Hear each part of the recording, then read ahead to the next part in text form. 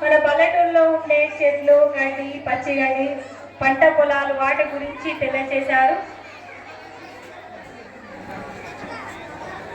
Beautiful information ఇచ్చారు. Next song చింజర్ థాట్ బి చింజర్ సాంగ్ నెంబర్ 22.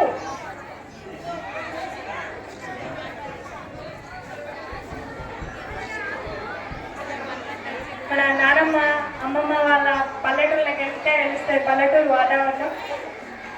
అలాంటి వాతావరణాన్ని ఒకే సాంగ్ లో చూపించారు. Please everybody claps.